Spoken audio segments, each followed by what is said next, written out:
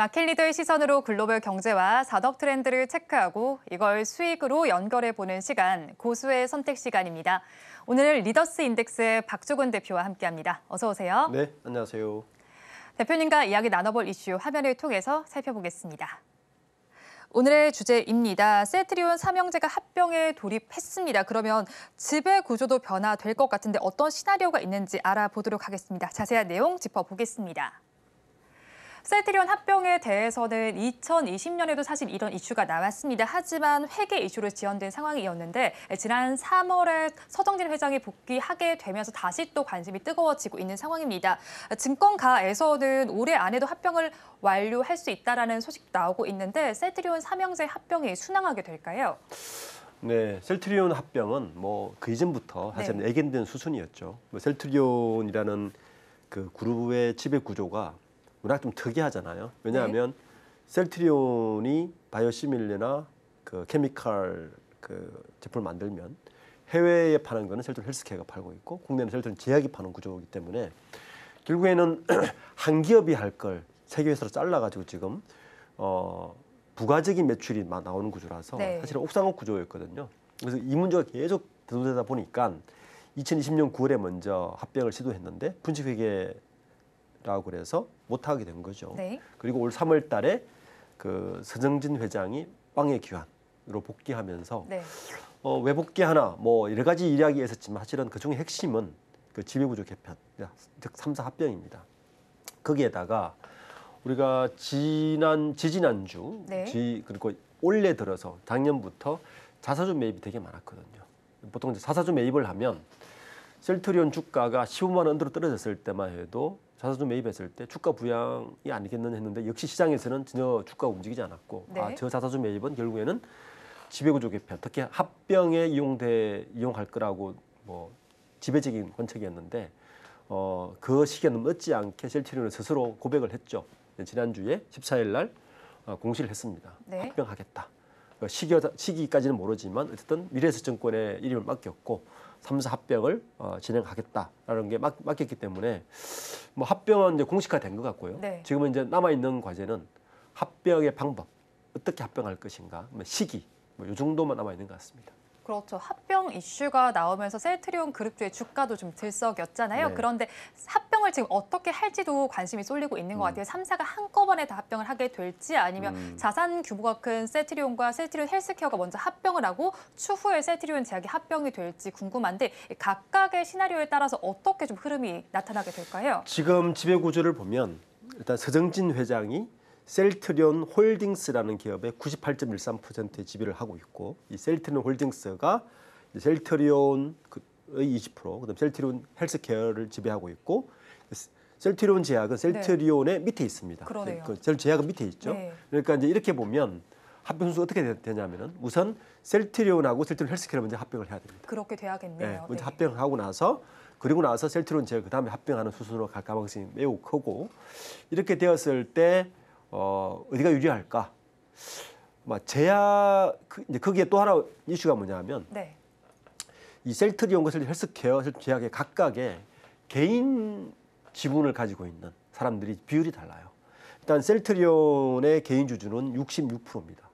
그리고 셀트리온 헬스케어의 개인 투자자가 58%예요. 셀트리온 제약이 제일 낮아요. 45%인데 자 그러면 합병을 승인받으려면 이게 특수 기일 상황이기 때문에 주주들의 3분의 2, 66.4%의 승인을 받아야 합병이 성사되는데 만약에 개인 주주들이 지금으로서는 이 합병을 한다고 해서 득이 되는 게 별로 없잖아요. 자 그러면 최악의 경우는 그 우선 매수권이라든지 이 주식 매수 청구권을 이제 가동할 수가 있죠. 그렇게 됐을 때는 어디가 더 유리할까? 이런 이제 계산을 하면서 아마 합병이 시작되지 않을까 싶습니다. 어느 그룹이 가장 유력할지, 어느 회사가 가장 유력할지 확인하면서 합병이 될 것이다라고 말씀해 주셨는데 사실 그날은 올랐지만 지금 오늘은 그룹주 전반적으로 파란불을 켜고 있습니다. 셀트리온도 그렇고 셀트리온 헬스케어도 또 셀트리온 제약의 경우에도 1%대 하락률을 보이고 있는데 사실 근데 이 이슈가 나온 이후로 가장 많이 올랐던 종목이다 하면 셀트리온 제약이었던 것 같습니다. 왜 이 종목이 이렇게 관심을 받고 있는지 궁금하고 앞으로의 흐름은 어떻게 갈 것이다라고 보실까요? 일단 가볍죠. 가볍고 그리고 셀트리온 제약의 주식매수 청구권이 발동되더라도 네. 셀트리온 제약에 좀 가벼우니까 주주들이 많이 몰리는 거죠. 그리고 합병 순서도 셀트리온과 셀트리온 헬스케어가 먼저 합병하고 제일 뒤에 합병하잖아요. 그러니까 이 포텐셜 자체도 되게 높다고 보는 거죠. 그래서 시장에서는 셀트리온이나 셀트리온 헬스케어보다도 합병했을 때는 셀트리온 제약에 약간 더 가치가 있지 않나라고 지금 반응을 한 것 같고, 근데 뭐 사실 큰 차이는 없을 것 같아요. 그리고 이 시기 자체가 일단 자사주 매입하고 한 달 안에 이사회를 열어야 네. 이게 이제 가능성이 있거든요. 그러면 일단 8월 말까지는 일단 승인을 받아야 되고, 네. 그리고 그게 승인받고 나면 12월 달까지가 돼야 합병이 절차가 마무리될 텐데, 그렇게 보더라도 셀트리온 제약이 제일 뒤에 합병을 할 거니까 그쪽 주가가 더 많이 이제 요동을 치고 있는 것 같습니다. 그렇죠. 아무래도 조금 가벼운 종목인 만큼 셀트리온 제약의 주가가 더 많이 요동치고 있다라고 말씀해 주셨습니다. 그런데 사실 코로나19 기간 동안은 제약 바이오주들이 좀 황금기를 거쳤다라고 봐야겠어요. 하지만 지금은 좀 지지부진한 모습이 나타나고 있는데 그래도 셀트리온 합병이라는 이슈도 있고 다른 이슈들도 있는 가운데 하반기에 제약 바이오주의 흐름은 어떻게 될 것이라고 보실까요? 이게 이제 제약 바이오주를 보통 성장주의 테마에 좀 분류를 하고 있어요. 네. 자, 그럼 성장주는 뭘로 움직이느냐? 역시 미국의 금리입니다. 그러니까 금리가 어느 정도 당장은 내려가진 않지만 더 이상 오르지 않을 것 같고, 긴축에 대한 그 느슨함이 좀 풀어졌을 때는 네. 성장주의 이슈가 오르기 때문에 그거하고 사실 가장 많이 맞물리는 것 같아요. 우선 보면 6월 소비자 물가 지수 발표됐잖아요. 그러니까 생각보다 높지 않았습니다. 이게 일단 정신으로 보는 거고, 두 번째는 미국 연방준비제도가 패드가 2번 정도 금리를 좀 더 올릴 거라고 네. 예상은 하지만 일단 매파가 나갔잖아요. 그죠? 그래서 이 금리 분석을 할 때 더 이상 오르긴 하겠지만 공격적으로 가진 않을 것이다라는 안정세가 사실은 성장주 쪽에 영향을 주고, 매크로하게 보면 그게 결국에는 바이오주 쪽에도 긍정이 찍어내지 않을까라고 지금 시장 보고 있는 것 같아요. 거기다가 또 하나의 이제 이슈는 최근에 AI 열풍이 바이오 네. 쪽도 좀 번지고 있습니다. 이게 무슨 말이냐면 AI를 통해서 바이오 쪽의 신약 개발에 대한 붐이 굉장히 빨리 일어날 것이다. 네. 지금 같은 AI 정도 속도면 이것 때문에 실제 미국 같은 경우는 AI 관련해서 바이오주에 대한 시장에 대한 자본 이동이 굉장히 많고요. 우리나라도 곧 올 것 같고, 그리고 그 국내 바이오주 같은 경우는 일단 기본적으로 이 팬데믹을 거치면서 물론 버블도 많았지만 요거 1년 정도 안정화되면서 기업 가치가 버블이 좀 빠지면서 개선된 네. 부분이 좀 아직 반영이 안 되고 있어요.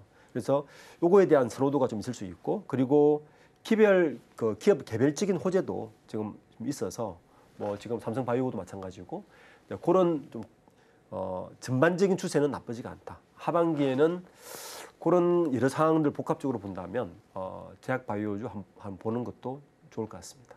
네, 매크로적인 환경도 체크해 봐야 되겠고 AI 의료에 대한 부분도 체크해 보면 좋겠습니다. 그리고 기업 가치들도 지금 버블이 많이 빠진 만큼 어떻게 체크가 될지 한번 살펴보시면 좋겠습니다. 그런데 또 셀트리온은 아직 신제품 개발 등의 모멘텀이 불확실하다라는 평가도 있습니다. 그런데 셀트리온 그룹의 경우에는 2025년까지 11개 제품 상업화를 목표로 하고 있고요. 또 북미에서의 성과도 이어지고 있잖아요. 그렇다면 셀트리온 그룹주가 과거의 영광도 되찾을 수 있을까요? 셀트리온을 볼 때 과거가 약간 분리해서 보여야 되는 게 있어요. 네. 그게 뭐냐면 지금 이제 우리가 셀트리온을 만들고 파는 거는 셀트리온 헬스케어로 판매하고 있잖아요. 근데 실제적으로 보면 셀트리온 헬스케어가 유럽이나 미국에서 직접 팔지 못했어요.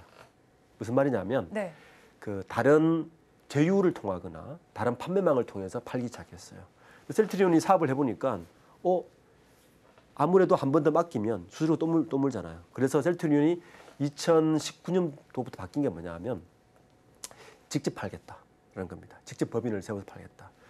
특히 유럽에 먼저 그걸 시작했거든요. 네. 그러다가 코로나가 터진 거죠. 그래서 이게 홀딩됐다가 최근에 다시 유럽을 시작으로 직접 판매량을 늘리기 시작했습니다. 미국도 마찬가지예요. 미국도 기존에는 판매량 자체가 적으니까 그러니까 두 번을 겪은 거죠. 셀트리온이 만들고 헬스케어도 넘기고 헬스케어가 또 판매 대행에 맡겨서 판매되는 구조였으니까 굉장히 이게 버프가 많았잖아요. 네. 이거를 지금 셀트리온이 오래 사업하면서 이걸 줄여가고 있는 과정에 있어요. 이것만 줄여도 사실 영업이익 곡선은 굉장히 좋아질 겁니다. 그러니까 지금 현재는 셀트리온 어떤 과정이 있냐면 유럽이나 미국에서는 이 판매망을 재조정하고 있다.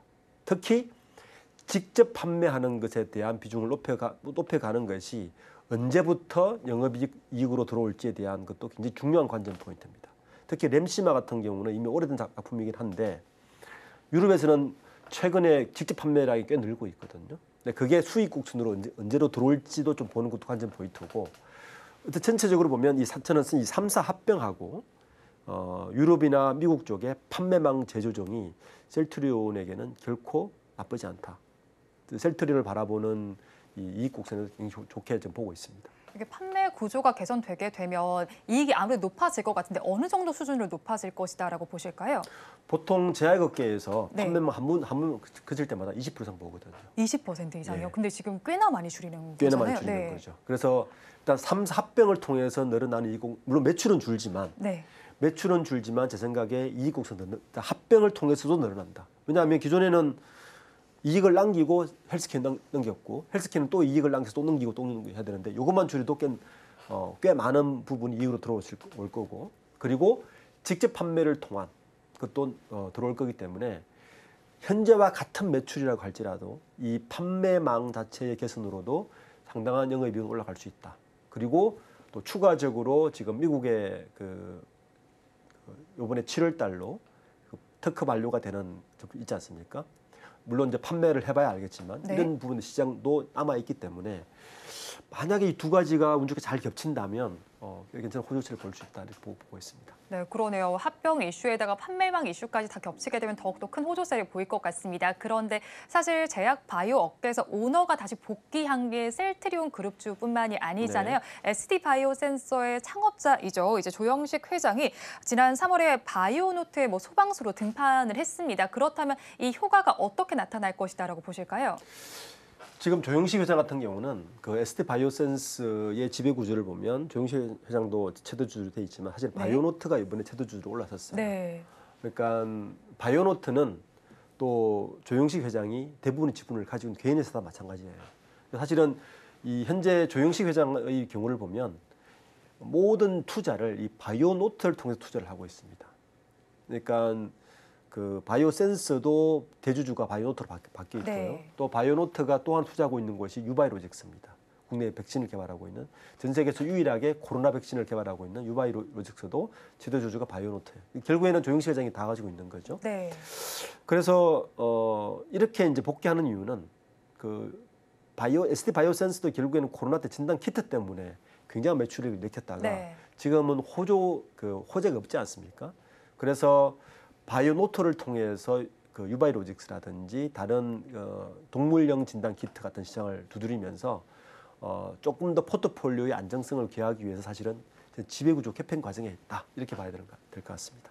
네, 포트폴리오 안정화 차원에서 지배구조 개편 과정에 있다라고 말씀해 주셨습니다. 그런데 실적 시즌인 만큼 실적에 대한 이야기도 빼놓을 수가 없을 것 같습니다. 셀트리온 실적에 대한 이야기인데 오늘 그런데 NH투자증권에서 나온 리포트를 보니까 목표 주가를 하향으로 조정했다라고요. 그런데 이유를 살펴보니까 미국 트록시마 약가 하락에 따라서 실적 추정치를 낮췄기 때문이다라고 분석을 했는데요. 네. 그럼 이 리포트는 어떻게 해석하시는지 궁금하고 실적 전망치는 어떻게 보실까요?